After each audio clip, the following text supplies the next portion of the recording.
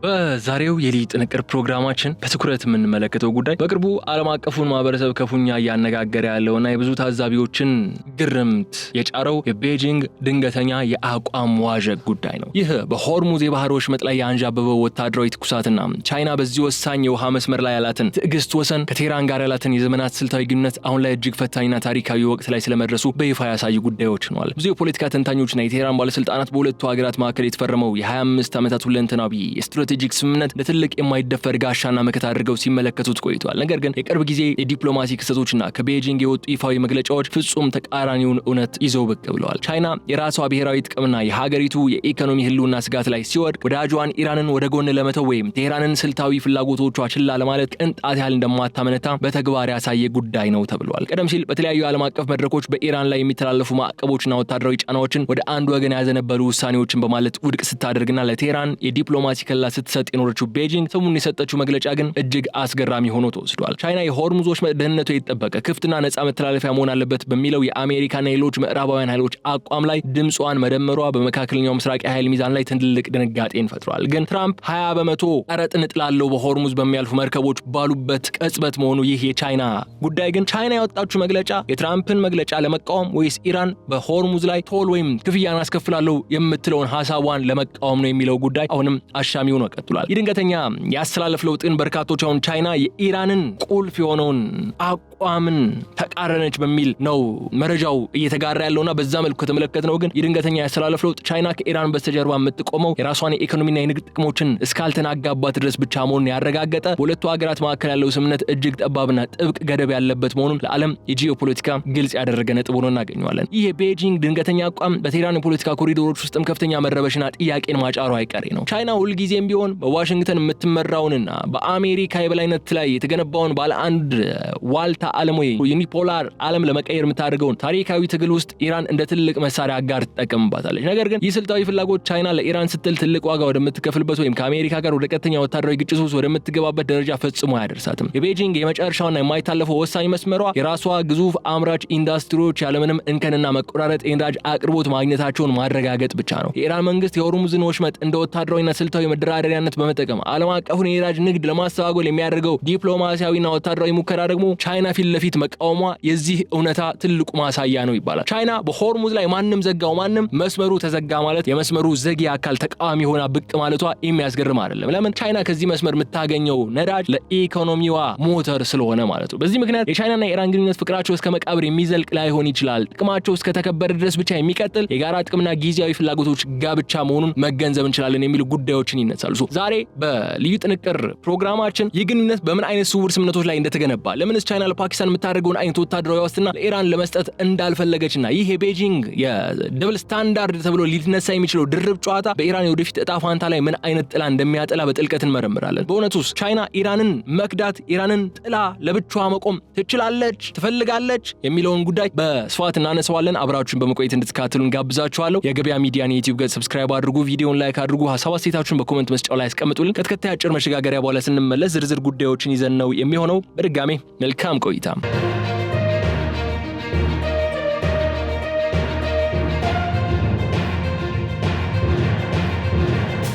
የሆርሙዝ የባህር ወሽመጥ በዓለማችን ላይ ካሉ እጅግ ጥቂት የባህር መተላለፊያዎች መካከል ዓለም አቀፍ የኢኮኖሚ ደም ስርነት ቀዳሚውን ስፍራ ይዛል። ይህ ጠባብና ስልታዊ የውሃ መተላለፊያ መስመር በየቀኑ በሚሊዮን የሚቆጠሩ በርሜል ድፍድፍ ነዳጅ ከባህረ ሰላጤው ሀገራት ተጭነው ወደ ተለያዩ የዓለም ክፍሎች በተለይም ወደ እስያ አምራች ኢንዱስትሪዎች የሚጓጓዙበት ዋነኛው ኮሪደር ነው። ቻይና ይህንን ወሳኝ መስመር ያለምንም እንቅፋት ክፍት ሆኖ እንዲቆይ ማድረግን እንደ ብሔራዊ ደህንነቷና የኢኮኖሚ ህልውና ዋነኛ ምሰሶ አድርጋ ትወስዷለች። ለዚህም ነው ቻይና ሰሞኑን የሰጠችው ይፋዊ መግለጫ መላውን የመካከለኛው ምስራቅ ታዛቢዎች ያስደነገጠ የሆነው። የኢራን መንግስት በተለያዩ ወቅቶች ከምዕራባውያን የሚሰነዘርበትን ወታደራዊና ዲፕሎማሲያዊ ጫናን ለመቋቋም የሆርሙዝን ወሽመጥ እዘጋለሁ በሚል ወይም ወታደራዊ እንቅስቃሴዎችን በማጠናከር እንደ ስልታዊ መደራደሪያነት ለመጠቀም ሲሞክረው ቆይቷል። ነገር ግን የቻይና ቀይ መስመር የሚጀምረው እዚህ ጋር ነው። ቤጂንግ የኢራንን ብሔራዊ ሉዓላዊነትና ጸረ ምዕራባውያን አቋም ብትደግፍም ይህ ድጋፏ ግን የራሷን የነዳጅ አቅርቦት ደህንነት አደጋ ላይ የሚጥል ከሆነ ወዲያውኑ እንደሚቆም የሚያሳብቅ መግለጫ ነው የወጣው። ቻይና ትላንት በሰጠችው መግለጫ እንደተረጋገጠው ከሆነ የሆርሙዝ ወሽመጥ ደህንነቱ የተጠበቀ የተጠበቀና ነፃ መተላለፊያ መሆን አለበት በሚለው የአሜሪካና ሌሎች ዓለም አቀፍ ኃይሎች መርህ ላይ ሙሉ በሙሉ መጋራቷን ያሳያል። ይህ ደግሞ የወዳጇን የኢራን ፍላጎት ሙሉ በሙሉ ወደ ጎን የገፋና የቴህራን ዋነኛ ስትራቴጂክ ካርድ ያከሸፈ የአቋም ለውጥ ሆኖ ተገኝቷል። የአቋም የሚያሳየው ቻይና ከኢራን ጋር ያላት የዘመናት ወዳጅነት የራሱ የሆነ ጥብቅ ገደብ ያለው መሆኑን ነው። ቀደም ባሉት ዓመታትም አሜሪካና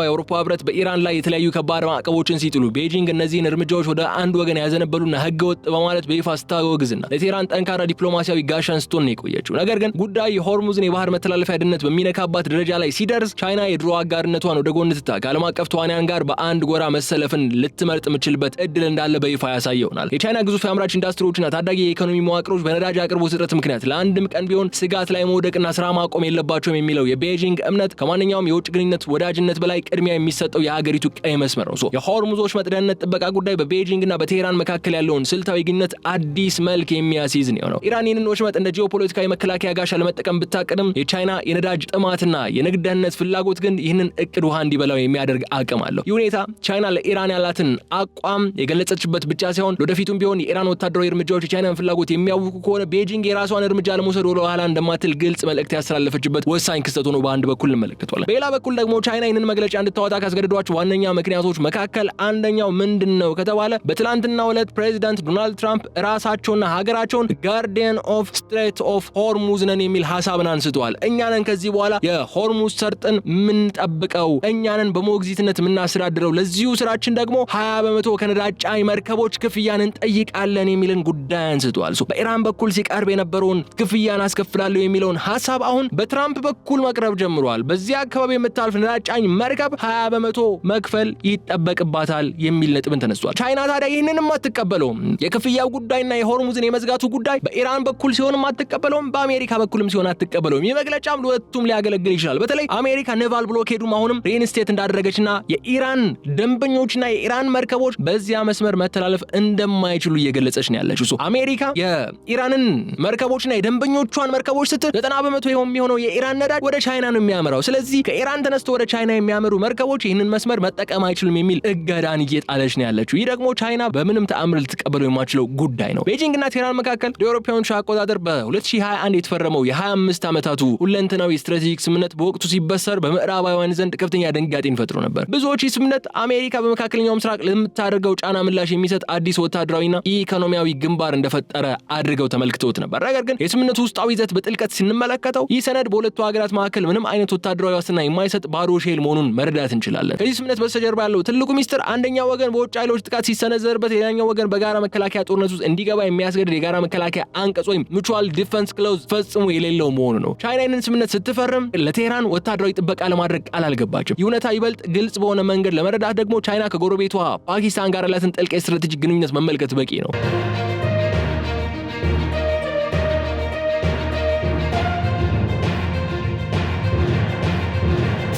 ቻይና ለፓኪስታን የምታደርገው ጥበቃና ወታደራዊ ድጋፍ እጅግ የላቀ ጠንካራና በተግባር የተፈተነ መዋቅር ያለው ነው። ቤጂንግ ለእስላማባድ የምታደርገው ቁርጠኝነት የሚመነጨው የህንድ መስፋፋት ለመግታትና የምዕራባውያንን ስልታዊ ከበባ ለመመከት በሚለው ናሬቲቭ ወይም አንግል ላይ ነው። ቻይና ለፓኪስታን የምታደርገውን ወታደራዊ ድጋፍ የሀገሪቱን ህልውና ለመጠበቅ ከገባችው ቃል ኪዳንም የሚመነጭ ነው። ከፓኪስታን በተቃራኒ ግን ለኢራን የተሰጠው ዋስትና በንግድና በቴክኖሎጂ ልውውጥ ላይ ብቻ የተወሰነ ነው። ቻይና ኢራንን እንደ ስልታዊ አጋር ብትፈልጋትም ከአሜሪካ ጋር ያላትን እጅግ ግዙፍ የኢኮኖሚና የንግድ ትስስር አደጋ ላይ ጥላ ኢራን ስትል ግን ወደ ጦርነት እንደማትገባ ግልጽ ሀቅ ነው። የ25 ዓመቱ ስምምነት በዋናነት በቻይና የኢኮኖሚ መስፋፋት ማለትም በመሰረተ ልማት ዝርጋታ፣ በባቡር መስመር ግንባታ፣ በወደቦች ልማትና በተመጣጣኝ ዋጋ ነዳጅ መግዛት ላይ ያተኮረ እንጂ ቻይናን ከኢራን ጎን አሰልፎ ለጦርነት የሚያበቃ የቃል ኪዳን ሰነድ አይደለም የሚሉ ጉዳዮች እናገኛለን። ቴህራን ይህንን ስምምነት እንደ ትልቅ ወታደራዊ ጋሻ ወስዳው ከነበረ አሁን ላይ የቻይናን እውነተኛ ማንነትና ግንኙነት ወሰን በሚገባ መረዳት ጀምራለች። ቻይና በገዛ ፈቃዷ የምትገባበትን ጦርነት እንጂ ሌሎች አጋሮቿ የሚጎትቷትን የጦርነት ረግረግ ፈጽሞ አትቀበልም። በዚህ ምክንያትም ነው የ25 ዓመቱ ስምምነት ለቴህራን የስነ ልቦና ማስታገሻ እንጂ የአሜሪካ ጥቃትን ሊመክት የሚችል የጦርነት ጋሻ ሊሆን ያልቻለው። ምንም እንኳን ቻይና ለኢራን ስትል ወደ ቀጥተኛ ጦርነት የማትገባ ቢሆንም ግን ኢራን በቤጂንግ የረጅም ጊዜ ጂኦፖለቲካ እቅድ ውስጥ ፍጹም ምትክ የሌላት ሀገር መሆኗ ግን መገንዘብ አለብን። ይህን መርሳት የለብንም በፍጹም። ቻይናና ሩሲያ ዋነኛ ስልታዊ ፍላጎታቸው በቴህራን ላይ የሚፈጠርን ማንኛውም አይነት የመንግስት ውድቀት ወይም ድንገተኛ መፈራረስን መከላከል ነው። የኢራን የአሁኑ አገዛዝ መውደቅ ወይም በምዕራባውያን ደጋፊ ኃይሎች እጅ የወደቀች ኢራን መፈጠር አሜሪካ አሜሪካና የአውሮፓ አጋሮቿ በመካከለኛው ምስራቅ ላይ ፍጹምና የማይገታ የበላይነት እንዲኖራቸው ያደርጋል። ይህ ደግሞ በዩሬሺያ ቀጠና ውስጥ የቻይናንና የሩሲያን ስልታዊ መስፋፋት ሙሉ በሙሉ የሚገታና የሚከብ በመሆኑ ቤጂንግ የኢራን ህልውና ጸረ ምዕራባውያን በሆነው ጎራ ውስጥ ጠብቆ ማቆየትን ትፈልጋለች። ይህ ፍላጎት ግን ቻይና በቀጥታ የጦርነት ተሳታፊ ሊያደርጋት አይችልም። የቤጂንግ ስትራቴጂ ኢራን ራሷን ችላ እንድትቆምና የአሜሪካን ወታደራዊ ዲፕሎማሲያዊና የገንዘብ ትኩረትን በመካከለኛው ምስራቅ ላይ እንድታስብ ማድረግ ላይ ነው የሚያተኩረው። በዚህም ነው ቻይና በፓሲፊክ ውቅያኖስ በደቡብ ቻይና ባህርና በታይዋን ዙሪያ ለምታደርገው ስልታዊ የኃይል ግንባታና ወታደራዊ እንቅስቃሴ ትልቅ የትንፋሽ ጊዜና ምቹ ሁኔታን የምታገኘው። ዋሽንግተን በቴህራን ላይ በምታደርገው ጥበቃና በሚሊዮኖች የሚቆጠር ወጪ ላይ ስትጠመድ ቻይና ያለምንም ትልቅ እንቅፋት ዓለም አቀፋዊ የኢኮኖሚ የበላይነቷን ለማጠናከር ቀዳዳን ታገኛለች። ኢራን የምትከፍለው መስዋዕትነት፣ የምታሳየው እልህና የምትገባበት የዲፕሎማሲ ውጥረት በሙሉ ለቻይና ዓለም አቀፋዊ ተጽዕኖ መፍጠሪያ ምቹ ሁኔታዎችን የሚፈጥር ሆኖ እናገኘዋለን። ስለዚህም ነው ኢራን ለቻይና አስፈላጊነቷ የኢራንን ብሔራዊ ጥቅም ለመጠበቅ ሳይሆን የቤጂንግን ዓለም አቀፋዊ የበላይነት ምኞት ለማሳካትና የምዕራባውያንን የኃይል አቅም ለመበታተን የምታገለግል ወሳኝ የስትራቴጂክ መቆጣጠሪያ መሳሪያ መሆኗ ብቻ ነው። ቻይና ይህንን ሚና እስከተጫወተች ድረስ ለኢራን ፖለቲካዊ ዋጋ ሳትከፍል ጥቅሟን አስጠብቃ መቀጠልን ትችላለች። የኢራን ጂኦፖለቲካዊ አቀማመጥ ለቻይና ፓኪስታን ስትራቴጂካዊ ጥምረት እጅግ ወሳኝ የሆነ የደህንነት ቀበቶ ነው። ቻይና በመካከለኛው ምስራቅና በደቡብ እስያ ያላትን የኃይል ሚዛን ለመጠበቅ ስትል የኢራንን መረጋጋትና የአቋም ጥንካሬም አጥብቃ ትፈልገዋለች። ኢራን በምዕራባውያን ተጽዕኖ ስር የምትወድቅ ከሆነ ወይም አገዛዟ ተቀይሮ ለአሜሪካ ታማኝ የሆነ መንግስት ቴህራን ላይ የሚቀመጥ ከሆነ የቻይና የቅርብ ጊዜ ታማኝና ስትራቴጂካዊ አጋር የሆነችው ፓኪስታን በጠላቶቿ ሙሉ በሙሉ የመከበብ አደጋ ይጋረጥባታል። የአሰቃቂ ስጋትን ፓኪስታንን በሁለት ግንባር ውጥረት ውስጥ የሚከት ነው የሚሆነው። በአንድ በኩል በታሪካዊ ጠላቷ በህንድ፣ በሌላ በኩል ደግሞ በምዕራባውያን በሚመራና የአሜሪካን ድጋፍ ባለው አዲስ የኢራን አገዛዝ መካከል የምትጨፈለቅ ፓኪስታን ለቤጂንግ ታላቅ ስልታዊ ራስ ምታት መሆኗ አይቀሬ ነው የሚሆነው። ቻይና በቢሊዮኖች የሚቆጠር ዶላር ፈሰስ ያደረገችበትና በፓኪስታን በኩል ወደ አረብ ባህርና ህንድ ውቅያኖስ በቀጥታ የምትሻገርበትን የቻይና ፓኪስታን ኢኮኖሚ ኮሪደር ወይም ሲፒኢሲ በዚህ ከበባ ምክንያት ሙሉ በሙሉ ከጥቅም ውጪ ሊሆን የሚችልበት እድል ይፈጠራል። የኢራንን ጸረ ምዕራባውያን አቋም ጠብቆ ማቆየት የፓኪስታንን ደህንነት ዋስትና ለመስጠትና የቻይናን የንግድ መስመሮች ደህንነት ለመጠበቅ እጅግ አስፈላጊው ነው ለቻይና ማለት ነው። ይህ ውስብስብ የደህንነት ትስስር ቻይና ከኢራን በስተጀርባ በዲፕሎማሲው መድረክ እንድትቆም የሚያደርጋት ሌላኛው ስውር ምክንያት ነው የሚሆነው። ቤጂንግ በፓኪስታን በኩል የምታደርገውን የስትራቴጂክ መተላለፊያ ለመጠበቅ ስትል ብቻ የኢራንን መረጋጋት ትፈልገዋለች። ነገር ግን አሁንም ቢሆን ይህ ስልታዊ አስፈላጊነት ቻይናን ከኢራን ጋር የጋራ ወታደራዊ እርምጃ ውስጥ እንድትገባ ወይም ለቴህራን ስትል የራሷን ወታደሮች አሰልፋ ወደ ጦርነት እንድትገባ የሚያስገድዳት አይደለም የሚለው ቁልፉ ነጥብ ነው እዚህኛው ጉዳይ ላይ። ይልቁንም ግን ቻይና የኢራንን ህልውና በዲፕሎማሲያዊና በኢኮኖሚያዊ ድጋፍ በመደገፍ የፓኪስታንን ከበባ የመከላከል ስልት በብልሃትና በሳል በሆነ መንገድ ከርቀትን እንድትመራው ትመርጣለች። ቻይና ለኢራን የምታደርገው እውነተኛ ድጋፍ በጦር ሜዳ ቀጥተኛ የሰራዊት ተሳትፎ በማድረግ ወይም የጋራ ወታደራዊ ግንባርን በመፍጠር የሚገለጽ አይደለም። ይልቁንም ቤጂንግ የምትከተለው ስልት የጦርነቱ ቀጥተኛ ተዋናይ ሳትሆን ከጀርባውና የቴህራንን የመከላከል አቅም ማሳደግ ላይ የተኮረ የቴክኖሎጂና የመረጃ ትብብርን። ይህ ስትራቴጂ ደግሞ ቻይናን ከአሜሪካ ጋር ወደ ቀጥተኛ ግጭት ውስጥ ሳይከት የኢራንን የመቋቋም አቅም በከፍተኛ ደረጃ ከፍ ለማድረግ ታስቦ የተነደፈ የረቀቀ የዲፕሎማሲ ቁማር ነው። በዚህ ስውር ድጋፍ መሰረት ቤጂንግ ለቴህራን የሳተላይት መረጃዎችን፣ የላቁ የራዳር ቴክኖሎጂዎችና የሳይበር ደህንነት መዋቅሮችን ታጋራለች። እነዚህ መረጃዎችና ቴክኖሎጂዎች ኢራን የምዕራባውያንን ወታደራዊ እንቅስቃሴዎች በቅርበት ለመከታተል ሊቃጡባት የሚችሉ የአየርና የሚሳኤል ጥቃቶችን ቀድማ ለመከላከልና የራሷን የሚሳኤል መምቻ ስርዓት ይበልጥ ትክክለኛ ለማድረግ በዋጋ የማይተመን አቅምን ይፈጥሩላታል። የአይነቱ ትብብር ቻይናን በቀጥታ የጦርነት ተሳታፊ ሳያደርግ ነገር ግን የኢራንን ወታደራዊ ጡንቻ ጥንካሬው በከፍተኛ ደረጃ የሚያሳድግ በመሆኑ ለቤጂንግ እጅግ የተመቸና ደህንነቱ የተጠበቀ የመጫወቻ ካርድ ሆኖ ያገለግላል። ይህ ብልሃት ቻይና ከአሜሪካ ጋር ያላትን እጅግ ግዙፍ የኢኮኖሚና የንግድ ግንኙነት አደጋ ላይ ሳትጥል የኢራንን ህልውና ለመደገፍ ያስቻላት ዋነኛ ስልት ነው። የሳተላይትና የቴክኖሎጂ መረጃዎችን ማጋራት በዘመናዊ ጦርነት ውስጥ ወሳኝ ሚና ቢኖረውም በዓለም አቀፉ ህግ መሰረት ግን ቻይና በቀጥታ ተዋጊ ሀገር አያደርጋትም። ቤጂንግ ይህንን ቀጭን መስመር በጥንቃቄ በመጠበቅ ለኢራን የምታደርገውን እገዛ ትቀጥላለች። ነገር ግን ኢራን ይህንን የቴክኖሎጂ ድጋፍ ተጠቅማ ከአሜሪካ ጋር ወደማይመለስ ቀጥተኛ ጦርነት የምትገባ ከሆነም እንዲሁም የቻይና እጅ በቀጥታ መታየት ከጀመረ ቤጂንግ የራሷን የዲፕሎማሲና የኢኮኖሚ ህልውና ለመጠበቅ ስትል ወዲያውኑ እጇን እንደምታወጣ ምንም ጥርጥር የለው ጉዳይ ስለመሆኑ ማንሳት እንችላለን።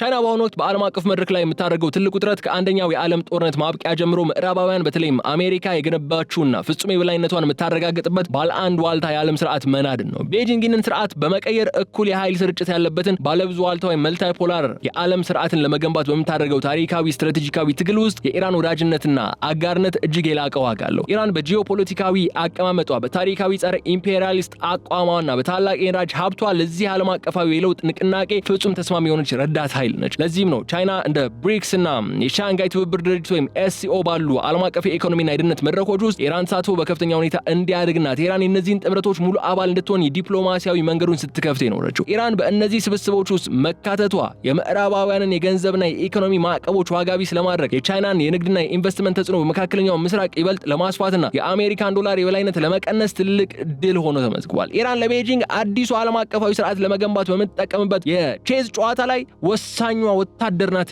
ሊባል የሚችል ነው። ይህ ባለብዙ ዋልታ ዓለምን የመፍጠር ፍላጎት አንድ እጅግ ጥብቅና የማይታለፍ ቅድመ ሁኔታ ግን አለው። የኢራን ወታደራዊ ውሳኔዎች፣ ቀጠናዊ ጦርነቶችና ስልታዊ እርምጃዎች የቻይናን ዓለም አቀፋዊ የኢኮኖሚ መስፋፋትና የንግድ ደህንነት አደጋ ላይ የሚጥሉ መሆን የለባቸውም የሚል ቁልፍ ቅድመ ሁኔታ አለው። ቻይና አዲሱን ዓለም መገንባት የምትፈልገው በራሷ ኢኮኖሚ ልዕልና፣ በቴክኖሎጂ የበላይነትና በሰላማዊ የንግድ መስመሮች ዝርጋታ እንጂ ባልታሰበና ዓለምን ወደ ከፍተኛ ውድመት በሚጎትት የጦርነት ረግረግ ውስጥ በማስገባት አይደለም። ስለዚህም ነው ኢራን በዚህ የባለ ብዙ ዋልታ ጉዞ ውስጥ ያላትን ሚና ጠቃሚና የሚደነቅ ቢሆንም እንኳን ድርጊቷና የምትፈጥረው ውጥረት የቤጂንግን ትልቅ የኢኮኖሚ እቅዶችና የነዳጅ አቅርቦቶችን የሚያደናቅፍ ከሆነ ግን ቻይና ሁልጊዜም ብሔራዊ ጥቅሟን በማስቀደም የኢራንን ፍላጎት ወደ ጎን ከመግፋት ወደ ኋላ የምትል ሀገር አይደለችም። እስካሁን ያየናቸው ውስብስብ እውነቶች፣ የኃይል ስሌቶችና የቅርብ ጊዜ የዲፕሎማሲ ክስተቶች በጥልቀት ስንመለከታቸው የቻይናና የኢራን ግንኙነት በባዶ ፍቅር ላይ ሳይሆን በውስብስብ ብሔራዊ ጥቅሞችና እጅግ ጥብቅ በሆኑ ገደቦች የተሞላ መሆኑን እንረዳለን። መነሻችን ላይ ወደ አነሳነው ጉዳይ ስንመለስ ቻይና በእርግጥ ኢራንን ትከዳለች ወይ ለሚለው ጥያቄ ተገቢውና እውነተኛውን ምላሽ ማስቀመጥ ከፈለግን አዎ የሚል ጉዳይ ነው የሚሆነው። ቻይና የገዛ የራሷ ብሔራዊ ጥቅም፣ የኢኮኖሚ ህልውናና የአምራች ኢንዱስትሪዎቿ ደህንነት አደጋ ላይ በሚወድቅበት ቅጽበት ቤጂንግ የቴህራንን ወታደራዊና ስልታዊ ምኞት ሙሉ በሙሉ ወደ ጎን ለመተው ዝግጁ መሆኗን በተግባር ያሳየችባቸው አጋጣሚዎች አሉ። ሆኖም ግን ይህ አቋሟ ቻይና ኢራንን ሙሉ በሙሉ እንድትፈራርስ ወይም በጠላቶቿ እጅ እንድትወድቅ ትፈቅዳለች ማለት ግን አይደለም። የኢራን ጸረ ምዕራባውያን አቋም ይዞ መጽናት ለቻይና ፓኪስታን ስትራቴጂካዊ ዘንግ ደህንነት፣ አሜሪካ ትኩረት በመካከለኛው ምስራቅ ለመበተንና ቻይና የምትመኘውን ባለብዙ ዋልታ ዓለምን ለመገንባት እጅግ ወሳኝ ስትራቴጂክ መዋቅር ነው። ስለዚህም ነው የቤጂንግ እውነተኛ ፍላጎት ኢራን በጦርነት አሸንፋ ቀጠናዊ በላይነት እንድትይዝ ሳይሆን የኢኮኖሚና የቴክኖሎጂ ጋሻ በመሆን የራሷን ህልውና ጠብቃ እንድትቆይና የምዕራባውያንን ጉልበት እንድታዳክም ማድረግ ብቻ የሚሆነው። ለወደፊቱም ቢሆን ግን የቤጂንግና የቴህራን ግንኙነት ይህንኑ ቀጭን መስመር ጠብቆ የሚቀጥል ነው የሚመስለው። ቻይና ለኢራን የምትሰራው የሳይበር ደህንነት፣ የሳተላይት መረጃ፣ የላቁ ራዳሮችና ዲፕሎማሲያዊ ከለላዊ ድጋፎችን ሳታቋርጥ ትቀጥላለች። ነገር ግን ኢራን በራሷ ውሳኔ ለምትጀምረው ማለቂያ የሌለው ቀጠናዊ ጦርነት ግንባር ቀደም ሆና አትዋጋም፣ ፈጽሞ አትሰልፍም። ቻይና ሰሞኑን የወጣው የቻይና ይፋዊ መግለጫ እንዳረጋገጠውም የሆርሙዝ የባህር ወሽመጥ ደህንነትና ነጻ መተላለፊያነት የቤጂንግ የመጨረሻውና የማይታለፈው ቀይ መስመር ነው። ይህ ቀይ መስመር ግን ለአሜሪካም ለኢራንም እኩል የተሰመረ ነው። ለምን? ኢራንም ሰርጡን በመዝጋት የምታደርጋቸው የተለያዩ እንቅስቃሴዎችና በሆርሙዝ ላይ ክፍያን ለማስከፈል የምታደርጋቸው ጥረቶች እንዳሉ ሆነው አሜሪካም በተመሳሳይ መልኩ አሁን በትራምፕ በኩል ሆርሙዝን የማስተዳደር ሆርሙዝ ላይ ክፍያን ይመጣል 20% ለመቀበልና የኢራን ደንበኛ የሆኑ መርከቦችን ያንን መስመር እንዳይጠቀሙ ብሎኬድ አስቀምጫለሁ ማለቷ በቀጥታ ቻይናን የሚነካ የቻይናን ቀይ መስመር የሚያልፍ ጉዳይ ሆኖ እናገኘዋለን። ኢራን ይህንን መስመር አልፋ ዓለም አቀፉን የነዳጅ ንግድ ለማስተጓጎልና የቻይናን የኢኮኖሚ ደም ስር ለመቁረጥ የምትቀጥል ከሆነ ግን ከምዕራባውያን ኃይሎች ፊት ለፊት ልትጋፈጠው የምትችለውና ዋጋ ልትከፍል የምትችለው ከቀድሞ ታማኝ አጋሯና በከፍተኛ ሁኔታ የነዳጇ ገዢ ከሆነችው ከቻይና ጋር ሊሆን የሚችልበት እድል አለ። በዚህ እጅግ ረቂቅና አስገራሚ ጨዋታ ውስጥ ግን ቋሚ ወዳጅ ወይም ቋሚ ጠላት የለም የሚለው ዘላለማዊ ሆነው የሀገራት ብሔራዊ ጥቅም ብቻ ነው የሚለውን የፖለቲካ እሳቤ የቤጂንግ የድርብ ጨዋታና የቴህራን ስልታዊ ትግል የመካከለኛው ምስራቅን እጣ ፋንታ መወሰናቸው የሚቀር አይመስልም። የተከበራችሁ የገበያ ሚዲያ ተከታዮቻችን፣ በዚህ ሁኔታ ነው ታዲያ ይህ የቻይና በሆርሙዝ ላይ የያዘችው አቋምና የኢራን ቻይና ግንኙነት ባህሪ የሚያሳየን ቻይና ለኢራን ስትል የራሷን ብሔራዊ ጥቅሞችና ፍላጎቶችን አሳልፋ ልትሰጥ የምትችልበት ምንም አይነት ሁኔታ እንደሌለ፣ አስፈላጊ ከሆነ በእውነቱ ቻይና ኢራንን ከድታ የራሷን ብሔራዊ ጥቅምና ፍላጎትን ልታስከብር ልትመርጥ የምትችልበት ጉዳይ አለ። ግን ደግሞ ይህ ማለት ኢራን ለቻይና በጣም አስፈላጊ አይደለችም ማለት አይደለም። አንደኛ የኃይል ሚዛን ለማስጠበቅ ኢራን ለቻይና በጣም ታስፈልጋለች። ለቻይና ብቻ አይደለም ለሩሲያም ጭምር። ቻይናና ሩሲያ የኢራን መፈራረስ ምዕራባውያን በቀጠናው የበላይነት እንዲያገኙ ስለሚያደርጋቸው የኢራንን ህልውና ይፈልጉታል። ሆኖም ለዚህ ሲሉ በቀጥታ ወደ ጦርነት የሚገቡበት አይደለም። ቻይና ለኢራን የሳተላይት መረጃ፣ ራዳር እንዲሁም የቴክኖሎጂ ድጋፍ ልታደርግን ትችላለች እንጂ ከአሜሪካ ጋር ያላትን ጥልቅ ግንኙነት አደጋ ላይ ጥላ ለኢራን ስትል ፈጽሞ አትዋጋም። ከዚህ ባሻገር ኢራን የቻይናን ጥቅም የሚጎዳ እንቅስቃሴን ስታደርግ ከተመለከተችም ቻይና ከኢራን በተቃራኒ ለመቆም ልታፈገፍግ የምትችልበት ምንም አይነት እድል እንደሌለም ይህ ሊረሳ የሚገባው ጉዳይ አይደለም በማለት የዕለቱን የልዩ ጥንቅር ቆይታችን እዚህ ላይ እንቋጫለን። የተከበራችሁ የገበያ ሚዲያ ተከታዮቻችን፣ በቀጣይ በሌላ ጉዳይ መልሰን እንገናኛለን። እስከዚያ ድረስ ግን አብራችሁኝ ስለቆያችሁ ስለነበራችሁ አመስግኜ እዚህ ጋር ሰናበታችኋለሁ። የገበያ ሚዲያን የዩቲዩብ ገጽ ሰብስክራይብ አድርጉ፣ ቪዲዮውን ላይክ አድርጉ። ሐሳብ አስተያየታችሁን ደግሞ እንደተለመደው በኮሜንት መስጫው ላይ እንድታስቀምጡልን እጋብዛችኋለሁ። በቀጣይ በሌላ ቪዲዮ መልሰን እንመጣለን። እስከዚያ ድረስ በቸር ሰንብቱልን። ሰላም።